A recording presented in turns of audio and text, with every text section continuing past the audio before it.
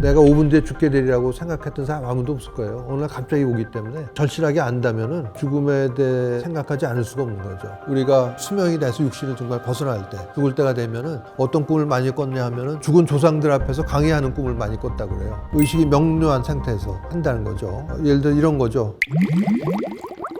자신의 죽음이나 가족의 죽음은 다 슬프고 공통적인 현상일 텐데, 종교학자들의 견해에 의하면 우리나라는 조금 더 유별나다. 전세에 집착이 굉장히 강하기 때문에 죽음을 받아들이기 어렵고 그런 것 같아요. 우리나라 전통 장례 문화 보면은 죽음을 부정하고 이런 게 굉장히 많이 나옵니다. 고복이라는 절차가 있는데, 누가 죽고 나면은 고인이 입던 내복을 들고 이제 지붕에 올라가서 복을 외치는 거죠. 돌아오라는 거예요. 망자 영혼 보고 가지 말고. 또 전통 장례에서는 망자 영혼을 말의 머리나 소의 머리를 한 포졸, 나찰이 끌고 가는 걸로 돼 있어요. 정말 가기 싫은데 끌려가는 거죠, 망자 영혼이. 그런 걸 보면 죽음에 대해 혐오가 굉장히 크고 또 현세 집착적인 성격이 많이 있기 때문에 다른 나라보다 힘든 게 아닌가 그런 생각을 하게 되죠. 저도 뭐 다른 현대인들과 마찬가지로 의식은 뇌가 만들어내고 죽으면 모든 게 끝이라고 생각을 했는데, 죽음에 대해서 천착하고 공부한 지가 벌써 이제 20년이 넘어가니까 그게 절대 아니라는 걸 알게 됐죠. 미국 애리조나 투싼의 국제적 명망의 과학자와 의사들이 모여서 이런 선언을 합니다. 의식의 독립선언이자 불멸선언이라고 할 수가 있겠는데, 과학자들은 모임의 목적을 미리 밝히죠. 우리가 왜 모이는가, 사람이 죽을 때 무슨 일이라는지를 좀 알아보고 임종임박한 환자가 인간다운 죽음을 맞을 수 있게, 평화로운 죽음을 맞을 수 있게 돌봄을 하기 위해서 우리가 모였다, 이렇게 얘기하면서 11개의 선언문을 발표를 합니다. 의역을 해서 요약하면, 인간의 의식은 뇌 같은 특정한 곳이나 특정한 시간에 한정되지 않고 육체의 죽음 뒤에도 계속 존재한다는 거죠. 사람이 죽더라도 의식은 지속된다는 거를 이미 과학자들이 선언을 했습니다. 그런 걸 알고 나면은 내 육신은 없어지더라도 내 의식, 나를 존속해주는 의식은 죽는 게 아니라는 걸 알면은 죽음에 대한 불안과 두려움이 훨씬 줄어들 수가 있죠. 가까운 가족의 죽음, 또 본인이 암 진단을 받게 됐다라든가, 또 가족 중에 누가 말기암 진단을 받았을 때 그런 사람들이 있어요. 난 죽음 따위는 두렵지 않다, 이렇게 큰 소리 치고 다니는 분들도 있는데, 그런 분들도 본인이나 가족 중에 누가 암, 더 나아가서 말기암 진단을 받게 되면은 속절없이 무너지는 거죠. 두렵지 않다고 할 때는 그게 자기 죽음이 아니었어요. 다른 사람 죽음 볼 때 그런 얘기한 거고, 그게 자기 일이 될 때, 자기 발등에 불이 떨어질 때는 초연을 할 수가 없는 거죠. 다른 사람 죽음에는 뭐 그냥 냉담하고 별 관심이 없겠지만, 이게 자기 문제가 되면은 큰일인 거죠. 그게 자기의 존재를 받쳐주는 모든 근거가 다 사라져 버리는 거니까 얼마나 무섭고 끔찍하겠어요. 제가 50을 바라본 나이에 40대 후반에 그런 걸 느끼면서 그때부터 이제 죽음에 대해서 천착하고 공부하기 시작을 한 계기가 바로 그런 거였는데, 그 자기 일이라고 생각하면 무서운 거죠. 작년 7월 1일에 시청에 차량이 인도로 돌진해서 9명이나 사망을 했고, 작년 12월 말에는 179명이 또 죽었잖아요. 그때 사망한 분들도 내가 5분 뒤에 죽게 되리라고 생각했던 사람 아무도 없을 거예요. 어느 날 갑자기 오기 때문에 죽음의 예측 불허성, 필연성이 그런 데서 나온 거죠. 절실하게 안다면은 죽음에 대해 생각하지 않을 수가 없는 거죠. 죽음이 언제 올지 모른다는 걸 알면은 삶에서 여러 가지 일의 순서를 정하게 됩니다. 필요치 않은 거, 돈을 많이 벌고 일을 많이 하고 이런 거는 순서에서 밀려나게 되겠죠. 내일 내가 살 날이 앞으로 한 달밖에 안 남았다 할 때 돈을 더 벌어야겠다, 일을 더 많이 해야겠다, 이렇게 생각하는 사람은 아무도 없습니다. 자기가 필요한 게 뭔지, 가족과 못다한 얘기를 다 나누고 삶을 마무리하고 이런 거에 좀 당연히 신경을 쓰게 될 거예요.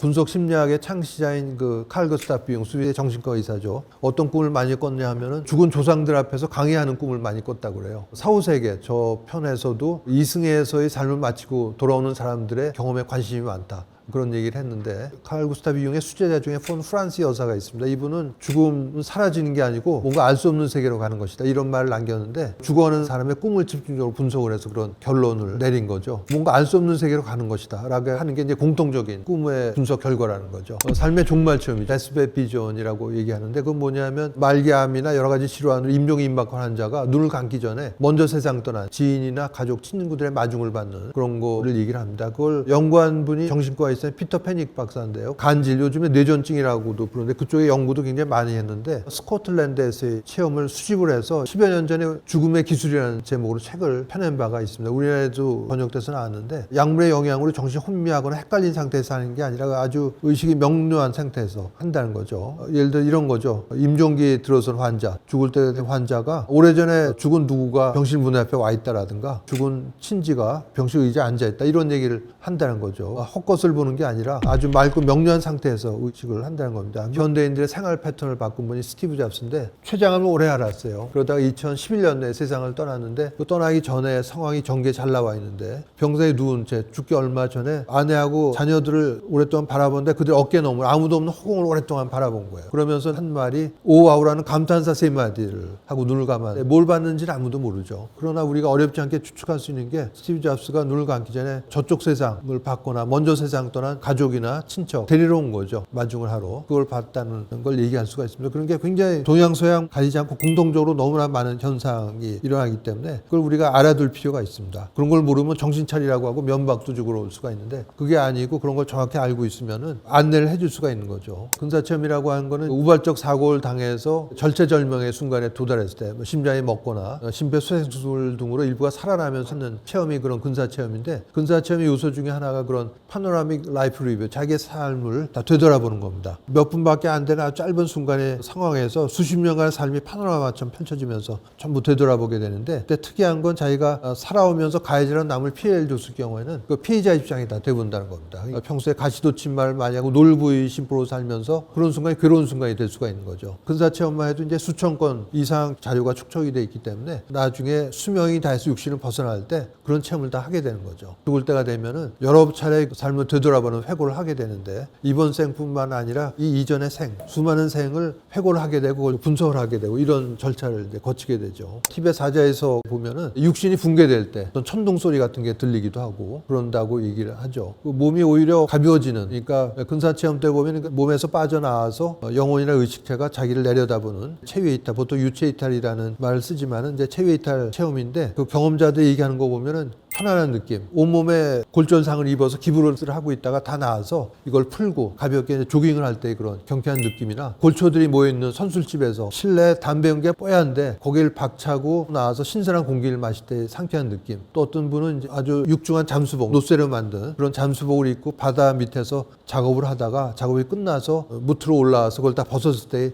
상쾌한 느낌 이렇게 표현을 하기도 합니다. 우리가 모두 경험하게 될 그런 내용들이죠. 자살은 몇 년째 1위를 차지하고 있고 리투아니아라는 나라가 우리나라보다 앞선 적이 있었어요. 그래서 우리가 2위가 됐다가 다시 또 1위를 차지하고 말았죠. 그래서 이제 심각한 거는 우리나라 10대와 20대, 30대 사망원 1위가 자살이에요. 그리고 40대, 50대는 자살이 2위입니다. 왜냐하면 그 연령대 암이 1위로 올라가기 때문에. 근데 얼마 전에 보도자료를 봤더니 40대에서 자살이 1위가 됐어요. 대단히 심각한 문제죠. 학교 다닐 때, 중고등학교 다닐 때, 대학 다닌 사람이라면 대학 마칠 때까지 수업 시간에라도 얘기를 해줘야 되는데 아무도 얘기를 안 합니다. 자살 예방 교육이라는 게 이제 조금씩 되고는 있지만은 그거 얘기를 해줘야죠. 그래서 자살하는 사람의 공통된 심정은 뭐냐면 죽음이 끝이라는 생각 때문에 자살하는 거죠. 에드윈 슈나이드만이라는 평생을 자살을 연구한 심리학자가 있는데 그분이 분석한 바에 의하면 자살자들의 공통된 심리 중에 하나가 의식의 중지라는 거예요. 자살하면 의식이 중지될 거다. 근데 그게 아니란 거죠. 육체가 죽음을 맞이해도 의식은 지속됐기 때문에 크게 오해를 하고 있는 겁니다. 내가 자살하면 의식이 중지될 거다. 그게 아니고 의식이 지속되는 거죠. 그러니까 어려운 상황이 없어지는 게 아니고 그걸 그대로 끌고 가게 됩니다.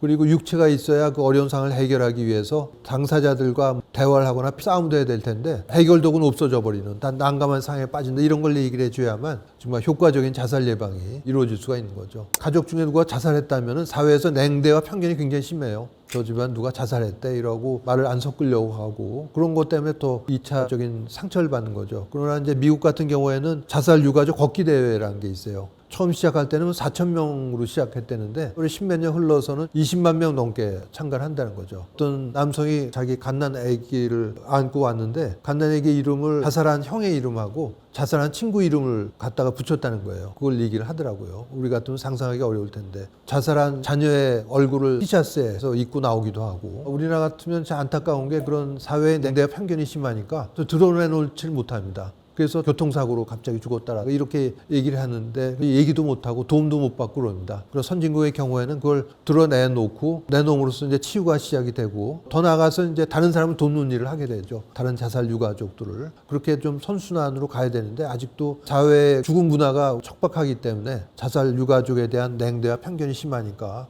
그런 게 굉장히 안타까워요. 제일 중요한 거는 죽음 교육이 이루어져야 된다고 생각을 합니다. 일본도 모든 학교가 다 그렇다는 건 아니지만 어느 고등학교에서 교사 한 분이 고등학생을 대상으로 죽음 교육을 실시를 했습니다. 그러니까 1년에 12번 교육을 했는데 첫 번째가 이제 반려동물의 죽음부터 시작해서 네가 시한부 선고받았을 때 어떻게 할 건가, 또 자살 문제, 사후세계 이런 거를 강의를 포함해서 이제 교육을 한 거죠. 몇 년 했더니 그 고등학교에서 아주 놀라운 일이 일어났는데 고등학교에 만연한 게 그런 교내 폭력, 집단 따돌림, 또 자살 그런 거 아니겠어요? 그런 게 30% 이상 줄었다는 거예요. 자연스러운 거죠, 그게. 그런 교육을 통해서 결국 남을 해치면 안 된다는 게 얼마나 중요한 건지를 알게 되고 사람의 목숨을 해치는 게 정말 큰일이다. 그 사람의 목숨은 자신의 목숨도 들어가니까 그런 걸 알게 되면 자연스럽게 자살 문제 이런 게 훨씬 줄어들 걸로 봅니다. 출산율 낮다고 한탄만 할 게 아니라 어렵게 태어난 한 사람이 태어나는 게 얼마나 힘든 과정을 거쳐서 태어나는 건데 힘들게 태어난 고귀한 생명이 자기 목숨을 끊지 않도록 해주는 게 기본적인 게 저는 죽음에 대한 교육이라고 생각을 해요.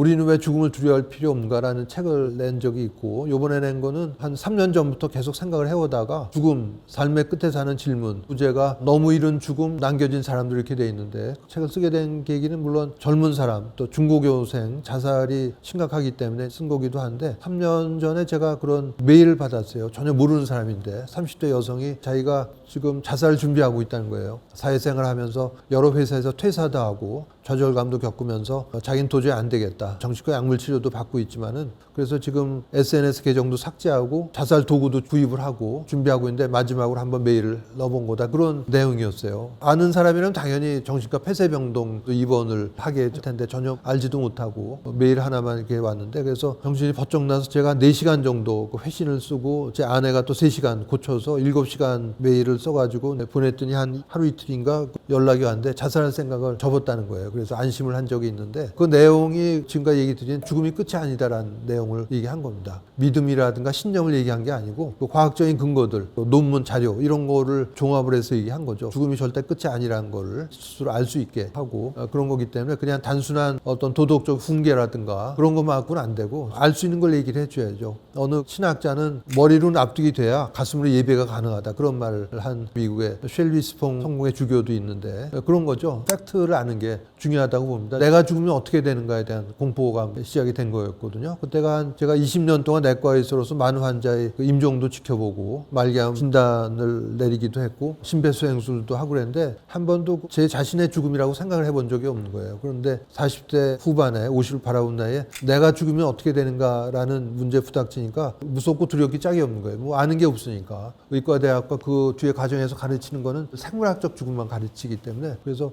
굉장히 뭐 불면증도 생기고 그랬는데 그때 마침 아내가 교회를 다녔었는데 뭐 요즘은 안 다닙니다만 퀴블러 로스라는 죽음학의 효시라고 일컬어지는 스위스에서 태어나서 미국에서 활동했던 정신과 의사가 쓴 사후생이라는 책이 있어요. 그 책을 봤더니 제가 궁금해했던 실제 현상들, 근사체험, 삶의 종말점 이런 게 그대로 다 적혀 있더라고요. 어떤 자기 믿음이나 신념을 얘기한 거라면 전 다가가지 않았을 텐데 자기가 오랫동안 진료를 하면서 겪었던 그런 경험을 과학적으로 기술해 놓은 거기 때문에 굉장히 수긍이 가고 제가 오히려 불면증도 없어지고 그게 이제 계기가 된 거죠. 그래서 실제로 지금도 이제 강의를 제가 19년째 하고 있지만은 아무리 짧아도 근사체험이나 삶의 종말점을 꼭 얘기를 하죠. 그런 걸 아는 게 그런 죽음에 대한 공포와 두려움에서 벗어날 수 있는 중요한 이제 계기가 된다고 봅니다. 좋은 죽음이라는 주제로 연구된 게 굉장히 많습니다. 2000년 초에 미국 내과학회지에 좋은 죽음을 찾아서라는 논문이 실렸는데 그런데 의사 몇 사람이 쓴 게 아니고 말기암 환자와 그 가족, 의료진 3장을 모여서 회의를 해가지고 좋은 죽음이 이런 거 아니겠는가 이런 내용을 결과를 도출한 거죠.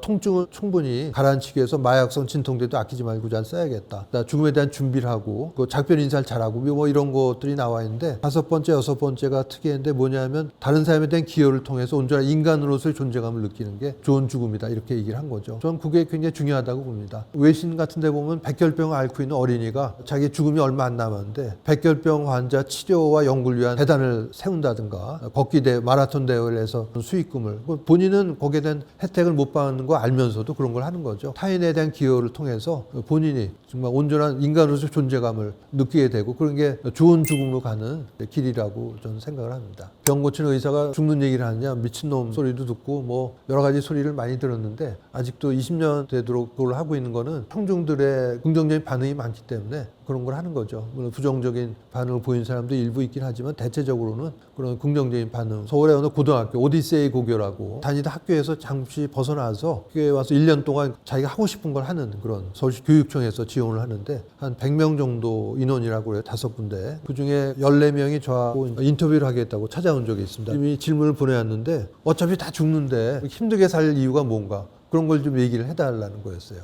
결국은 그겁니다. 죽음이 끝이 아니기 때문에 우리가 열심히 살아야 되고 그런 내용을 제가 얘기해 준 기억이 나는데 현대인이 생각하는 것처럼 우리가 수십 년 살고 어느 날 죽게 되면 연기처럼 홀연히 사라진다 이렇게 한다면 거기에 대답할 말이 없겠죠. 그러나 우리가 그 죽음이 끝이 아니라는 걸 알기 때문에 그런 얘기를 해줄 수가 있는 거고 자기 신앙을 갖고 오랫동안 종교 생활을 해온 사람들 중에도 보면은 죽으면 끝이지 뭐 이런 얘기를 하는 사람들이 많아요. 그러니까 제도권 종교에서 그렇게 얘기를 했는데도 그게 삶 속에 들어가지 않은 거죠. 세계의 각 고등 종교가 죽음 이후의 세계를 얘기를 했는데도 불구하고 신자들은 가슴속에 와 있지 않은 거예요. 죽으면 끝이지 뭐 하는 얘기를 그냥 쉽게 자기도 모르게 내뱉는 경우를 많이 봤는데 그런 걸 다 극복하려면 저는 죽음과 관련해서 일어난 중요한 영적인 현상, 근사점, 삶의 종말점 이런 걸 현대인들이 좀 많이 알게 되기를 좀 바라는 거죠.